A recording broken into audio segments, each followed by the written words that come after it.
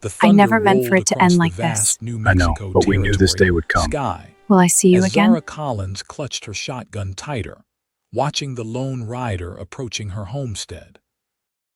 The year was 1876, and she had long ago learned that strangers meant trouble, especially for a woman alone with two small children on the frontier. 3 years a widow, she had built walls higher than the Rocky Mountains around her heart, determined that no man would ever again have power over her life or her children's future. "Mama, someone's coming." 8-year-old Lily called from the porch, her younger brother Henry peeking from behind her skirts. "Stay inside," Zara commanded, her voice steady despite the fear clawing at her throat. She raised the shotgun to her shoulder, squinting against the late afternoon sun. The approaching figure took shape tall in the saddle, broad-shouldered, with a dark hat pulled low over his brow. A cowboy, by the looks of him, trail-worn and dusty. "That's far enough, stranger," she called out when he was within earshot. "State your business or be on your way." The rider pulled his horse to a stop, raising his hands slowly to show he meant no harm. "Name's Tucker Hayes, madam. Looking for work and a place to water my horse. Been riding since dawn." Zara's finger hovered near the trigger. "There's a creek half a mile east. The Jameson Ranch is hiring hands 10 miles north. This isn't a way station." Tucker removed his hat, revealing sun-streaked brown hair and a face weathered by years under the harsh western sun. His eyes, clear blue as a summer sky, held no malice, but Zara had learned that danger often wore a pleasant face. "I'd be obliged for just a dipper of water from your well, madam. Then I'll be on my way." His voice carried the slight drawl of Texas, but something else lingered there, an education that seemed at odds with his rough appearance. Before Zara could answer, a commotion erupted from the barn. The desperate bleating of her pregnant goat mingled with her children's worried cries. "Mama, Daisy's having her babies, but something's wrong," Lily shouted, forgetting her mother's order to stay inside. Zara's heart hammered in her chest. She couldn't tend to the goat and keep watch on this stranger at the same time, but Daisy's milk was essential for the winter months ahead. Tucker Hayes sensed her dilemma. "I was raised on a ranch, madam. I know something about birthing livestock if you'd allow me to help." Zara hesitated, the weight of her decision heavy. Trust had been a luxury she couldn't afford since James died. But necessity sometimes made strange bedfellows on the frontier. "You make one wrong move toward me or my children, Mr. Hayes, and I'll put a hole in you big enough to watch the sunset through," she warned, lowering her shotgun just slightly. The cowboy nodded solemnly. "Yes, madam." Together they hurried to the barn where Lily and 5-year-old Henry stood anxiously by Daisy's pen. The goat lay on her side, her breathing labored, clearly in distress. "The kid's turned wrong," Tucker said after a quick assessment. He removed his leather vest and rolled up his sleeves. "I'll need warm water and some soap if you have it." Zara nodded to Lily, who ran to fetch the supplies. She kept the shotgun within reach as she watched Tucker kneel beside the struggling animal, his hands gentle but confident. "Gonna be all right, girl," he murmured to the goat. "Let's get this little one out safe and sound." For nearly an hour, he worked with quiet determination. Zara found herself drawn closer, eventually setting aside the shotgun to help hold Daisy steady as Tucker manipulated the kid into the proper position for birth. His hands were strong but remarkably gentle, his instructions to her clear and respectful. When the first kid finally emerged, slick and mewling, Tucker smiled, the first real smile she'd seen from him. It transformed his face from handsome to something that made her heart stutter uncomfortably. "There's at least one more," he said, passing the newborn to Lily, who cradled it with practiced care. Another 30 minutes brought 2 more kids into the world. By the time they'd cleaned up and ensured Daisy was nursing her babies properly, the sun had set, and a gentle rain had begun to fall. "I thank you for your help," Zara said stiffly as they stood on the porch. "There's stew left from supper if you're hungry before you ride on." "Much obliged," Tucker replied, wiping his hands on a rag. "Though it's getting dark for travel, I'd be grateful for a spot in your barn for the night." "I'll be gone at first light." Every instinct told Zara to send him on his way, but the rain was picking up, and the man had just saved Daisy and her kids animals they depended on for survival. "You can sleep in the barn," she conceded reluctantly. "But I lock my doors at night, Mr. Hayes." "I'd expect nothing less, Mrs. Collins." Zara Collins. Later, after the children were asleep and the house secured for the night, Zara stood at her bedroom window, watching the light of a small lantern flicker in the barn. Something about Tucker Hayes troubled her, not in the way that made her fear for her safety, but in a way that stirred memories of feelings she'd sworn never to entertain again. Independence had been hard-won after James died. 3 years of backbreaking work, of learning to hunt, to fix a roof, to negotiate fair prices for her eggs and vegetables at the trading post. 3 years of falling into bed exhausted every night, her hands raw and her spirit determined. She didn't need a man to survive. She'd proven that much to herself, and to anyone who dared suggest otherwise. Yet as the rain pattered against the roof and the wind whispered through the cottonwoods, Zara found herself wondering about the cowboy in her barn, with his gentle hands and educated voice, and why fate had brought him to her door on this particular stormy evening. Morning brought clear skies and the routine chaos of farm life. Zara was already collecting eggs when Tucker emerged from the barn, his hat in hand. "Morning, Mrs. Collins. I've tended to my horse and fixed that loose board on your goat pen." Zara straightened, brushing stray wisps of dark hair from her face. "You didn't have to do that. Seemed the least I could do for your hospitality." His eyes traveled past her to where Lily and Henry were attempting to carry a bucket of water between them, spilling most of it along the way. "Your children are fine workers. They have to be," she replied, perhaps more sharply than intended. "There's coffee on the stove if you want some before you go." To her surprise, Tucker didn't immediately accept the offer. Instead, he studied the struggling children, then the weathered fence line, the sagging corner of the barn roof, and finally, the lines of fatigue etched around Zara's eyes. "Mrs. Collins, I'm heading to Santa Fe eventually, but I'm in no particular hurry. I notice you've got a good piece of land here that could use some attention. I'd be willing to work a week or two in exchange for meals and that spot in your barn." Zara's spine stiffened. "I don't need a man to run my farm, Mr. Hayes." Something flickered in his eyes, not offense, but understanding. "No, madam, it's clear you don't need anyone, but your children deserve more than your absence while you're doing the work of 3 people. His words struck like a physical blow. How many evenings had she tucked the children in, too exhausted to read them a story? How many times had Lily taken on tasks meant for someone twice her age because Zara couldn't be in 2 places at once? "I manage just fine," she insisted, but the words sounded hollow even to her own ears. Tucker nodded, replacing his hat. "Of course you do. I meant no offense. I'll be on my way after that coffee if the offer still stands." Zara watched him walk toward the house, his stride unhurried. Pride warred with practicality in her mind. The spring planting would begin soon. The barn roof needed repair before the summer thunderstorms. The fence had to be reinforced to keep predators from the livestock. "Mr. Hayes," she called after him. When he turned, she forced the words past her pride.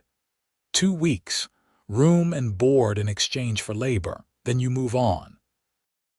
A smile touched his lips, genuine but restrained. "Yes, madam. You've got yourself a deal." The children were delighted at breakfast when Zara announced that Mr. Hayes would be staying to help with some work around the farm.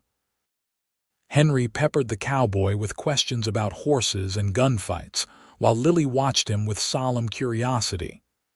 "Have you killed anyone, Mr. Hayes?" Henry asked through a mouthful of porridge. "Henry," Zara scolded, mortified. Tucker set down his coffee cup. "I've never found cause to take a man's life, son, and I hope I never do. A gun's a tool like an axe or a plow. It's meant for hunting food or protection, not for glory." Zara studied him over her cup, not the answer most drifters would give.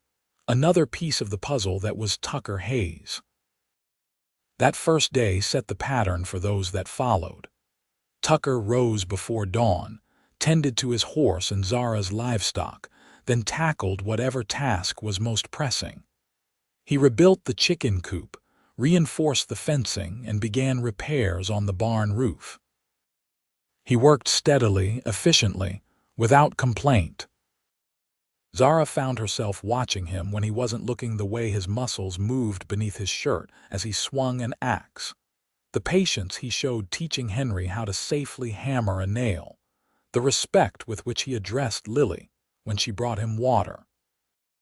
By the end of the first week, the farm looked better than it had since James died. The children's chores were lighter, allowing them time to play. And Zara, though she'd never admit it aloud, felt some of the bone-deep exhaustion begin to lift. On Sunday, Tucker didn't work. Instead, he sat on the porch whittling while Henry watched in fascination. Later, he helped Lily with her reading, displaying a knowledge of literature that surprised Zara. "You're educated," she observed that evening as they sat on the porch after the children were asleep.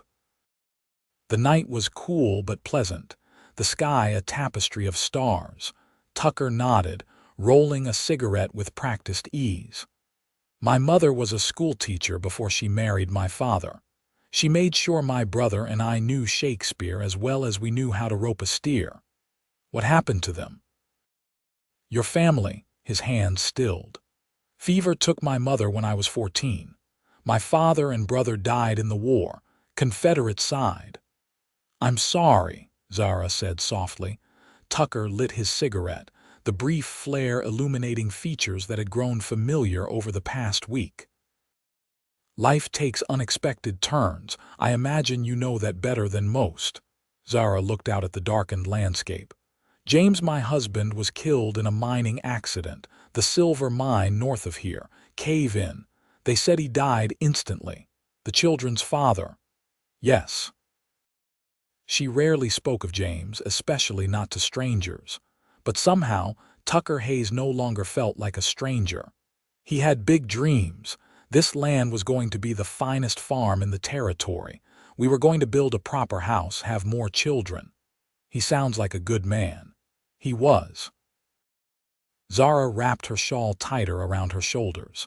"But dreams don't feed children or keep the wolves away. Reality is what matters out here." Tucker exhaled a stream of smoke that curled into the night air. "Is that why you're so determined to do everything alone? Because dreams failed you?" His question pierced deeper than she expected. "I'm determined to do everything alone because there's no other choice. This is our land. These are my children. Their future depends on my ability to keep this farm running. There's no shame in accepting help, Mrs. Collins." "Until the help rides away," she countered, rising from her chair. "Good night, Mr. Hayes." She left him on the porch, but his words followed her inside. There's no shame in accepting help. Easy for him to say. He wasn't the one who would be left picking up the pieces when he inevitably moved on. The second week brought an unexpected visitor. Sheriff Tom Wilson rode up one afternoon while Tucker was repairing the well pump and Zara was hanging laundry. "Afternoon, Zara," the sheriff called, tipping his hat. His eyes narrowed at the sight of Tucker. "Didn't know you had company. Mr. Hayes is helping with some repairs," Zara explained, wiping her hands on her apron. "What brings you out this way, Sheriff?" "Just making my rounds." Wilson dismounted, his gaze never leaving Tucker. "Don't believe we've met. You new to these parts?" Tucker straightened, extending a hand. "Tucker Hayes. Just passing through, helping Mrs. Collins for a spell before heading to Santa Fe." The sheriff shook his hand with obvious reluctance. "That's so, got business in Santa Fe, looking for work. Heard the railroad's hiring." Sheriff Wilson nodded slowly. "Mind if I see your papers?" Tucker reached into his vest pocket and produced folded documents. The sheriff examined them carefully. "Everything seems in order. Texas, huh? Long way from home." "Don't have much of a home these days," Tucker replied evenly. The sheriff handed back the papers. "Well, Mrs. Collins is a respected widow in these parts. We look after our own." "As you should," Tucker agreed. An uncomfortable silence fell until Zara offered the sheriff water before he continued his rounds. After he'd gone, she turned to Tucker with questions in her eyes. "Is there something I should know about why a sheriff might take special interest in you?" Tucker resumed his work on the pump. "Nothing worth telling. Some men in badges are just naturally suspicious of drifters." Zara wasn't entirely convinced, but she let it go. Tucker had proven himself trustworthy in the time he'd been with them. Still, the sheriff's visit left a whisper of unease in its wake. That evening, as they ate the rabbit stew Tucker had provided, having taught Henry how to set snares that morning, Lily asked a question that made Zara nearly choke on her food. "Mr. Hayes, are you going to be our new pa?" Tucker's spoon paused halfway to his mouth. Henry looked up with sudden interest. Zara felt heat flood her face. "Lily Collins, that is not an appropriate question." Tucker set his spoon down carefully. "No, Lily, I'm not. I'm just a traveler helping out for a short while. Your ma is doing a fine job raising you all by herself." "But she's always tired," Henry piped up, "and she cries sometimes when she thinks we're sleeping." Zara wanted the floor to open up and swallow her whole. "Henry, that's enough. Both of you finish your supper." Tucker's eyes met hers across the table, filled with a compassion that made her throat tight. She looked away, unable to bear the understanding she saw there. Later, after the children were asleep, he found her sitting on the porch steps, staring at the waxing moon. "They're good kids," he said, leaning against the porch post. "Smart, observant, too observant," Zara muttered. "They worry about you. They shouldn't have to." Tucker was quiet for a moment. "My time's nearly up here." Something twisted in Zara's chest. "Yes, day after tomorrow, I believe." "The barn roof is finished. Fix that broken wheel on your wagon, too. Should roll smooth now." "Thank you." The words felt inadequate. "I've been thinking," Tucker said, his voice casual. "The Hernandez place about 2 miles east is looking for a foreman.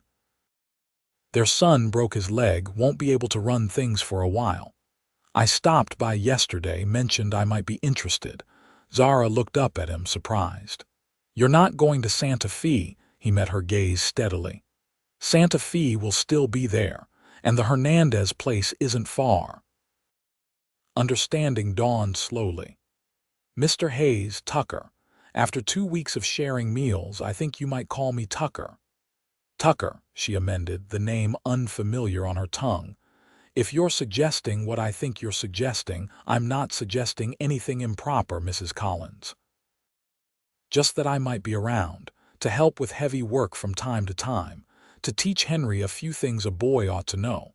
I told you I don't need a man. Yes, you've made that abundantly clear." A hint of frustration colored his tone. "And you don't. You're the strongest woman I've ever met, Zara Collins. But that doesn't mean you and your children wouldn't benefit from having a friend nearby." Friend. Such a simple word for such a complicated proposition. "Why?" she asked finally. "Why would you stay?" Tucker was quiet for so long she thought he might not answer. When he did, his voice was soft but certain. Because in 2 weeks, I've felt more at home here than I have anywhere since before the war.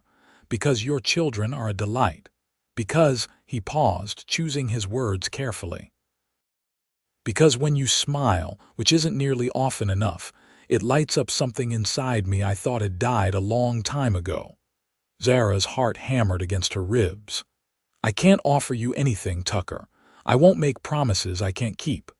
I'm not asking for promises. Just permission to be nearby, to be a friend. The rest, if there is to be any rest, can wait until you're ready. A month ago, Zara would have sent any man packing for suggesting such an arrangement. But Tucker Hayes wasn't any man. He had proven himself honorable, hardworking, and kind. He treated her children with respect and affection. And though she was loath to admit it, the thought of him leaving had begun to create an ache she hadn't expected. The Hernandez place is a good position, she said finally. Old man Hernandez is fair, from what I hear. Tucker's smile was slow but genuine. Is that a yes, Mrs. Collins? It's a maybe, Mr. Hayes. But she couldn't quite suppress her answering smile. We'll see how it goes. True to his word, Tucker packed his few belongings and rode out 2 days later. The children were dismayed until he explained he'd be just a short ride away and promised to visit, when Mrs. Collins permitted.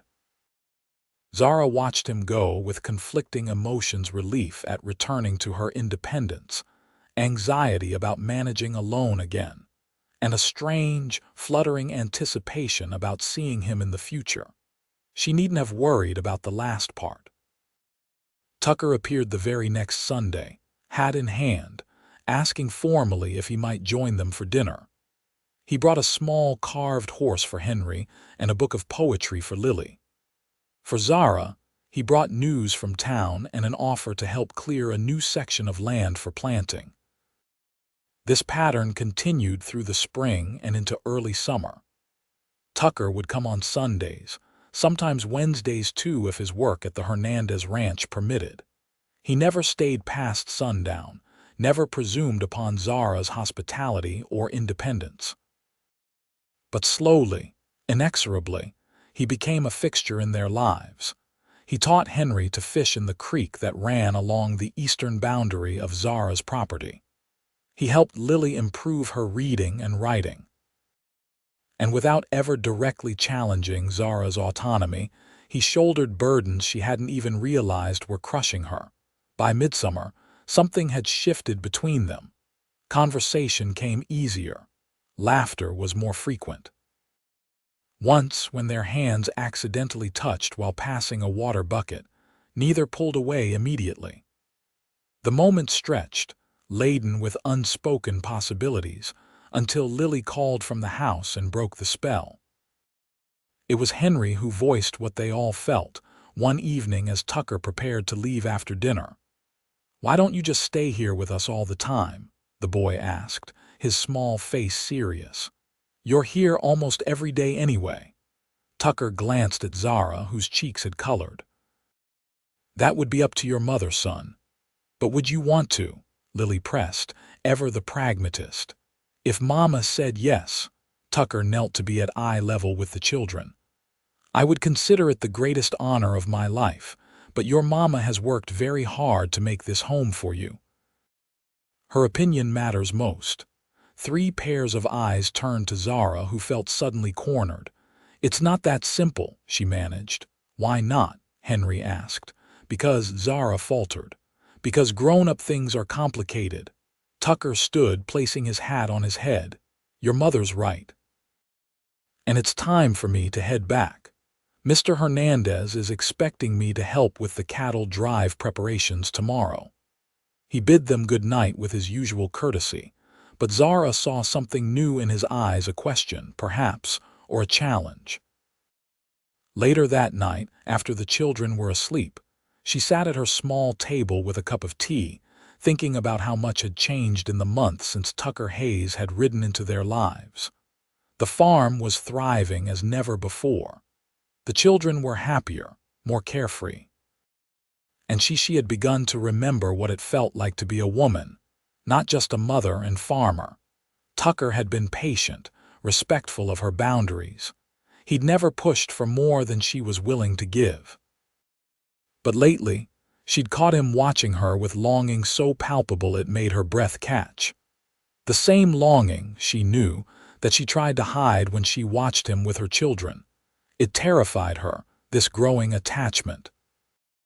The thought of depending on someone again, of opening herself to that kind of loss. Yet equally terrifying was the thought of turning away from what might be her only chance at happiness, beyond mere survival. The arrival of August brought oppressive heat, and the county fair in the nearby town of Cedar Springs. Tucker offered to take them all in his wagon, giving Zara's old horse a rest. The children were beside themselves with excitement. They hadn't been to a proper fair since before their father died. The day was a revelation. Tucker won a shooting contest, impressing Henry immensely. Lily's embroidered handkerchief took second prize in the children's crafts competition. And Zara, to her astonishment, found herself enjoying the simple pleasure of walking through the fairgrounds with Tucker at her side, their shoulders occasionally brushing, his smile warming her more than the summer sun. They were watching a horse race when Sheriff Wilson approached, his expression grim.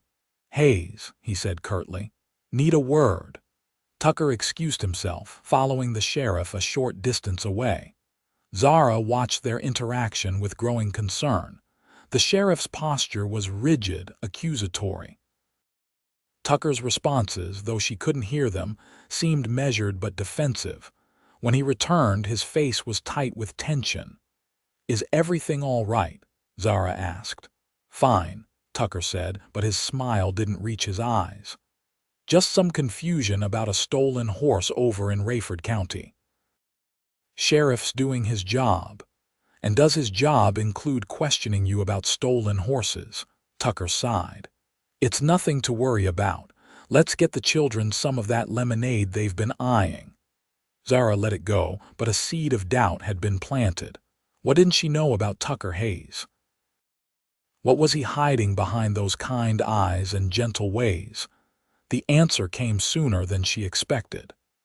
The very next day, as they worked together in the vegetable garden, Tucker suddenly straightened, his attention caught by riders approaching from the east, 3 of them, moving fast.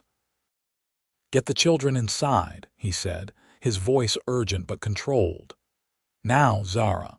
She recognized the lead rider as Sheriff Wilson, flanked by 2 deputies she didn't know. The grim determination on their faces sent a chill through her despite the summer heat. "Tucker, please, Zara. Do as I ask. Whatever happens, know that everything I've told you about my feelings has been true."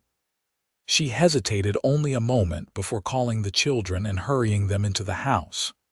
Through the window, she watched as Tucker walked toward the approaching lawman, his posture resigned but dignified. The sheriff dismounted, hand on his pistol. Words were exchanged. Tucker slowly raised his hands, then turned around, allowing the sheriff to remove the gun from his holster. Zara burst through the door, ignoring Tucker's pleading look. "Sheriff Wilson, what is the meaning of this?" "Stay back, Mrs. Collins," the sheriff warned. "This man isn't who you think he is." "What are you talking about?" One of the deputies handed the sheriff a folded paper. Wilson opened it and held it up, a wanted poster with a sketch that, while crude, unmistakably depicted Tucker. "Tyler Hayes," the sheriff read. "Wanted in Texas for the murder of Randall Whitcomb, businessman of Austin, in 1873. Reward of $500 for capture." Zara felt the blood drain from her face. She looked at Tucker, no, Tyler, whose expression was a mixture of shame and desperation. "It wasn't murder," he said quietly. "Whitcomb was trying to force a widow off her land. He'd already killed her husband, made it look like an accident. When he came for her, I intervened. He drew on me." "That's not what the Texas Rangers say," the sheriff countered. "They say you shot an unarmed man in cold blood." Because Whitcomb's brother is a judge in Austin. He made sure the truth never came out. Tucker's eyes found Zara's, imploring. I've never killed anyone who wasn't trying to kill me first. I swear it on my life. Sheriff Wilson nodded to his deputies. Secure the prisoner. We'll leave for Cedar Springs immediately. As they moved to handcuff Tucker, Zara found her voice. Wait, you can't just take him like this. He deserves a fair hearing. He'll get one, Mrs. Collins, in Texas. And what about my word? She demanded. This man has been working in our community for months. He's proven himself honorable and hardworking. Doesn't that count for anything? The sheriff's expression softened slightly. I understand you've come to think well of him, Zara, but you don't know what he did before he came here. I know what he's done since, she insisted.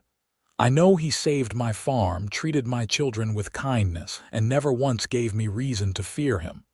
Tucker shook his head slightly. It's all right, Zara, I'll sort this out. To the sheriff, he said, I'll come peacefully. Just let me say goodbye to the children. Sheriff Wilson hesitated, then nodded. Make it quick. Lily and Henry had crept onto the porch, their young faces confused and frightened. Tucker knelt before them, his hands now bound. I have to go away for a while, he said gently. To clear up a misunderstanding. Are you in trouble? Henry asked, his lower lip trembling. A bit. But the truth will come out. You be good for your mama, all right. Keep practicing those knots I showed you. Lily, more perceptive than her years should allow, asked the question that hung in the air. Will you come back? Tucker's eyes lifted to Zara's for a brief moment. I'll do everything in my power to, little one. That's a promise. The children clung to him then, their small arms around his neck, until the sheriff cleared his throat. Tucker stood, his composure remarkable given the circumstances. Mrs. Collins, he said formally, thank you for your hospitality these past months. Zara stepped forward, ignoring the sheriff's warning look. This isn't over, Tucker. I'll be coming to town tomorrow to speak with Judge Parker. A ghost of a smile touched his lips. Still determined to do everything yourself, I see. Not everything, she replied softly. Just the things that matter most. As they led him away, Tucker turned back once. In his eyes, Zara saw what he couldn't say aloud in front of the children, that he loved her, that he was sorry, that he had never meant to bring this trouble to her door. That night was one of the longest of Zara's life. The children were inconsolable, convinced that Tucker was being taken away to be hanged. Zara herself was torn between fury at his deception and a bone-deep certainty that the man she had come to know could not be a cold-blooded murderer. By dawn, she had made her decision. After arranging for her neighbor's daughter to watch the children, Zara hitched up her wagon and headed to Cedar Springs. Judge Samuel Parker was known throughout the territory as a fair but demanding jurist. If anyone would listen to reason, it would be him. The jail was her first stop. Sheriff Wilson was reluctant to let her see Tucker, but eventually relented on the condition that he remain present during the visit. Tucker looked up as she entered, surprise and then warmth flooding his features. He stood, despite the chains at his ankles. You shouldn't have come, he said, but his eyes said otherwise. I needed answers, Zara replied. The real story this time. Under the sheriff's watchful eye, Tucker told his tale. 3 years ago, he had been working as a ranch hand outside Austin when he became aware of businessman Randall Whitcomb's underhanded dealings. Whitcomb had been forcing small ranchers to sell by cutting off their water access, threatening their families, even resorting to violence when necessary. When the widow Sarah Tilden refused to sell her small but strategically located ranch, Whitcomb had arranged for her husband's accident. Tucker had witnessed Whitcomb threatening Mrs. Tilden at gunpoint. He'd intervened, and in the ensuing struggle, Whitcomb had been shot with his own weapon. His brother made sure the official story was different, Tucker explained. According to Judge Whitcomb, I murdered Randall in cold blood to steal his money. Mrs. Tilden was too terrified to contradict him. And you've been running ever since, Zara said quietly. Tucker nodded. I tried going through proper legal channels at first, but when they came to arrest me with a lynch mob instead of a fair trial, I knew my only chance was to disappear. Sheriff Wilson, who had been listening silently, spoke up. That's a convenient story, Hayes. But without witnesses, it's just your word against a Texas judge's. What if there were witnesses? Zara asked suddenly. This Mrs. Tilden, could she corroborate your story? If she would, Tucker said. But finding her, getting her to testify, it would be nearly impossible. Zara stood, determination squaring her shoulders. I'm going to speak with Judge Parker. Judge Samuel Parker was in his 60s, with silver hair and eyes that seemed to look straight through pretense. He listened to Zara's impassioned defense of Tucker with surprising patience. Mrs. Collins, your character reference is noted, he said when she had finished. But this is a matter for Texas courts. I have no jurisdiction. All I'm asking is that you delay his extradition until we can find Mrs. Tilden. If her testimony supports Mr. Hayes's account, surely that would justify a proper trial rather than summary justice. The judge studied her thoughtfully. You seem very certain of this man's character despite knowing him only a few months. I am, Zara said simply. He could have taken advantage of my situation 100 times over. Instead, he has been unfailingly honorable, even knowing that each day he stayed increased his risk of capture. Judge Parker tapped his fingers on his desk. Extradition papers won't arrive for at least 2 weeks. If you can produce this witness or compelling evidence before then, I'll consider recommending a formal trial in Texas rather than simply returning the prisoner. It was more than Zara had dared hope for. Thank you, Your Honor. Don't thank me yet, Mrs. Collins. Finding a witness who may not want to be found and convincing her to testify against a powerful judge's family, those are formidable tasks. I'm accustomed to formidable tasks, Your Honor.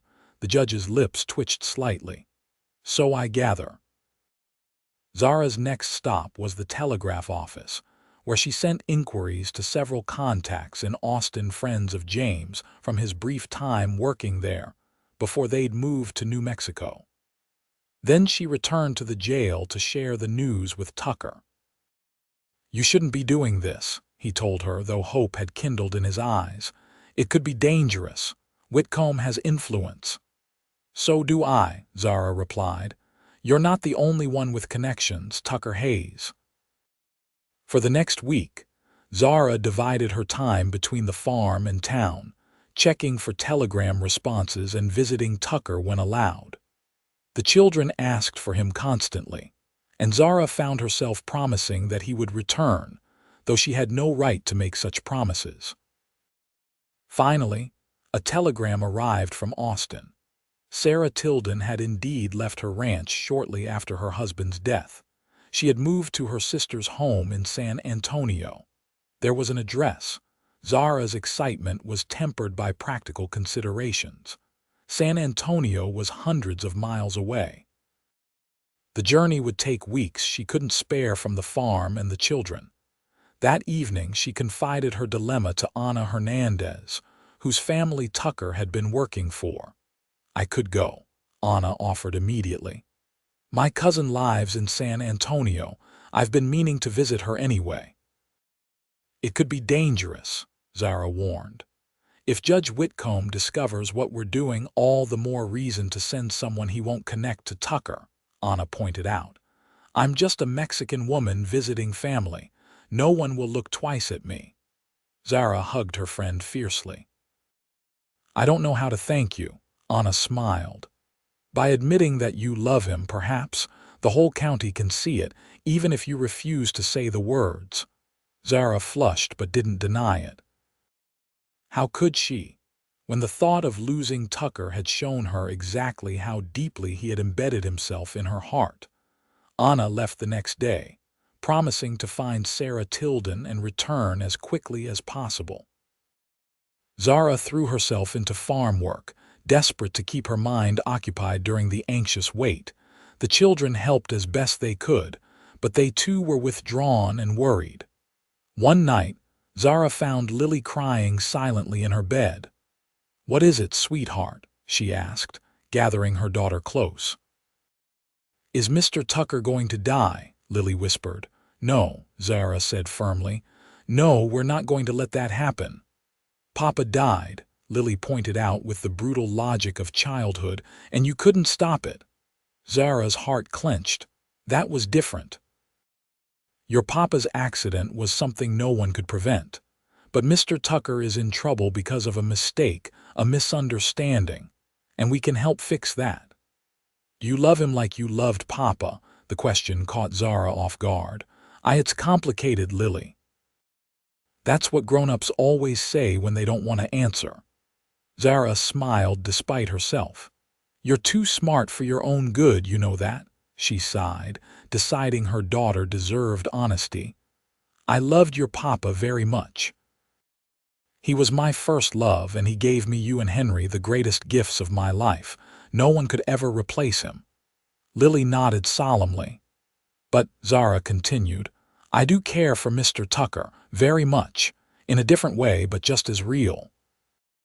"Then we have to save him," Lily declared, as if it were the simplest thing in the world. 2 more weeks passed with excruciating slowness. The extradition papers arrived, and Judge Parker, true to his word, delayed action for as long as he reasonably could. But time was running out. Then, just when Zara was beginning to lose hope, Ana Hernandez returned with Zara Tilden beside her. Mrs. Tilden was a small, nervous woman in her 30s, but beneath her anxiety was a core of steel that Zara recognized immediately. She had agreed to testify about what really happened the day Randall Whitcomb died, regardless of the potential consequences.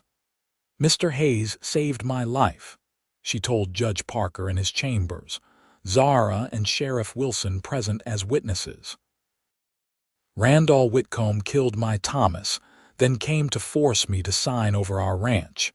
When I refused, he pulled a gun. Mr. Hayes happened to be delivering a message from the main ranch where he worked. He tackled Whitcomb, and in the struggle, the gun went off."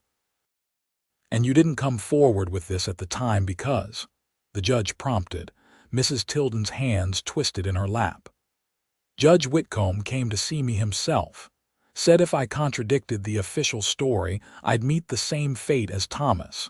I was alone, terrified. I sold the ranch for almost nothing and fled to my sisters. And now, what's changed that you're willing to testify after all this time? My conscience," she said simply. "And this." She reached into her handbag and withdrew a folded paper. "Thomas kept a journal. He documented all of Whitcomb's threats, the tampering with our water supply, everything. I found it among his things after I moved. It corroborates everything Mr. Hayes has claimed." Judge Parker examined the journal, his expression grave. Finally, he looked up. "This changes matters significantly. I'll send a formal request to the Texas authorities for a proper trial, with this new evidence and witness testimony to be considered." Relief washed over Zara so intensely she had to grip the chair to remain standing. "And Tucker? In the meantime," the judge hesitated. "Normally, he would remain in custody awaiting transfer or trial." "Your Honor," Sheriff Wilson interjected unexpectedly, "I'd be willing to take personal responsibility for Hayes, or rather, Mr. Hayes. He's proven himself a valuable member of our community. I don't believe he's a flight risk, not with Mrs. Collins and her children here." Judge Parker's bushy eyebrows rose slightly. "That's an unusual position for a law enforcement officer, Sheriff," Wilson shrugged. "Justice should be about truth, not just following procedures. If Mrs. Tilden's account is accurate. Hayes acted honorably. Keeping him locked up while we wait for Texas to do the right thing seems unnecessary. The judge considered for a long moment. Very well. Released into your custody, Sheriff, with appropriate restrictions. He's not to leave the county, must check in daily and so forth. Thank you, Your Honor, Zara breathed. Don't thank me yet, Mrs. Collins. Texas may still insist on extradition, but we've given him a fighting chance at least. Tucker's release from jail that afternoon was a moment Zara would remember for the rest of her life. He emerged into the sunlight, blinking, hardly daring to believe his change in fortune. When he saw Zara waiting, something in his face transformed hope, gratitude, and something deeper that made her heart race. "You did this," he said quietly as they walked toward her wagon, Sheriff Wilson trailing at a discreet distance. "You found Sarah. Anna found her. I just refused to give up." Zara glanced at him. "You would have done the same for me." In a heartbeat. The ride back to the farm was charged with unspoken words. Tucker kept looking at her as if memorizing her features, while Zara found herself uncharacteristically shy under his gaze. The children's reaction when they arrived home was explosive joy. Henry launched himself at Tucker with such force he nearly knocked the man over. Lily, more restrained but equally delighted, waited her turn to be swept into a hug. "You came back," Henry crowed. "Mama said you would." Tucker's eyes found Zara's over the children's heads. Did she now? Dinner that night was a celebration. Anna and her parents joined them, bringing a guitar and wine. There was music and laughter, the house fuller and more alive than it had been since James was alive. Later, when the Hernandez family had gone home and the children were finally asleep, Tucker and Zara sat on the porch steps, a comfortable silence between them. "What happens now?" Zara finally asked. "If the Texas authorities agree to a trial?" "Then I go and face it," Tucker said simply. "With Sarah's testimony and the journal, I have a real chance at clearing my name. And if they don't agree, if they still want to extradite you without guarantees," his hand found hers in the darkness. "Let's not borrow trouble. For tonight, I'm just grateful to be here under this sky with you." Zara turned to face him. In the silver moonlight, his features were etched with shadows and light, familiar yet somehow new. "When I thought I might lose you, I realized something." "What's that?" "That I was wrong. When I said I didn't need a man, I meant I didn't need someone to rescue me, to take over, to make decisions for me." She squeezed his hand. "But need and want are different things. I want you in our lives, Tucker. Not because we can't manage without you, but because we're better, happier, more complete with you." Tucker's breath caught. "Zara, I don't know what the future holds," she continued. "I don't know if Texas will give you justice or if we'll have to fight harder. But I do know that whatever comes, I want to face it together." Tucker lifted her hand to his lips, pressing a gentle kiss to her knuckles. "I've been half in love with you since that first night when you stood on this porch with a shotgun, protecting your children. Every day since has only deepened that feeling. Even when I was stubborn and prickly," he laughed softly. "Especially then." Their first kiss was tentative, a question and answer between them. The second was a promise. Fall turned to winter and the legal wheels turned slowly. Judge Parker used his considerable influence to ensure Tucker received a fair hearing.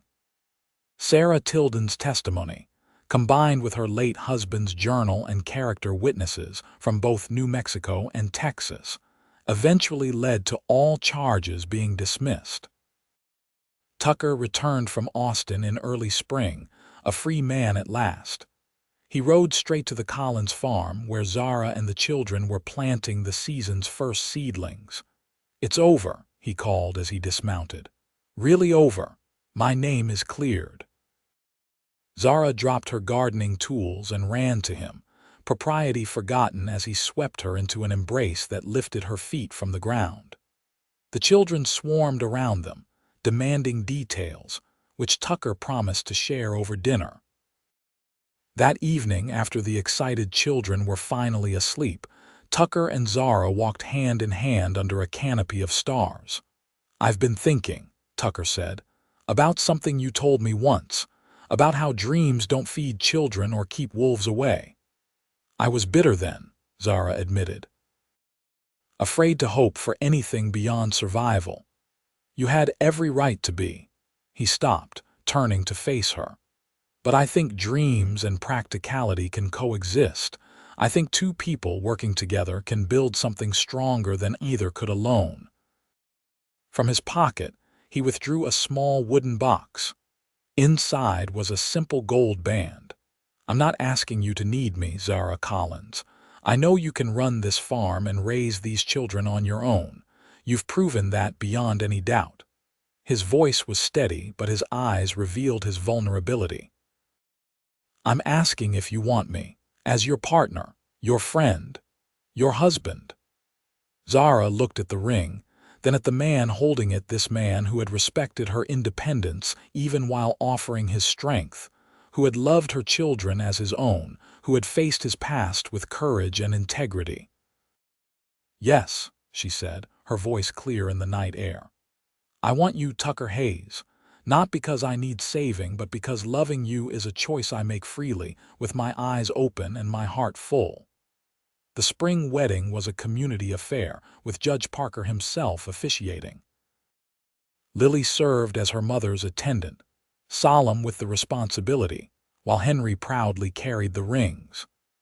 Mrs. Tilden came from San Antonio for the occasion, as did several of Tucker's former colleagues from Texas, who had stood by him during his trial.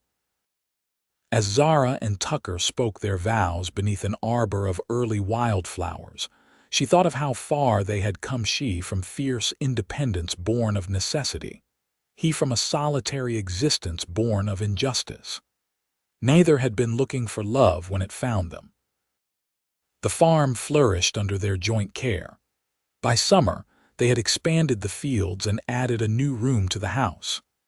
By fall, Zara was carrying their child, a daughter they would name Hope, born the following spring amidst apple blossoms and promise.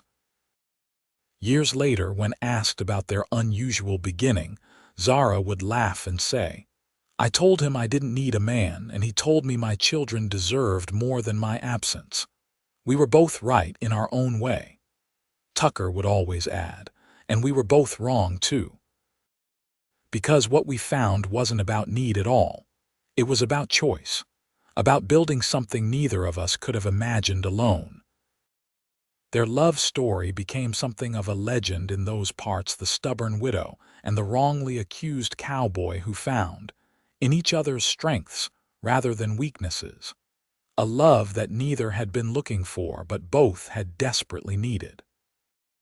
And on summer evenings, long after the children were grown with families of their own, Zara and Tucker could still be found sitting on that same porch, hand in hand, watching the sun set over the land they had nurtured together, not as a matter of necessity, but as a labor of love.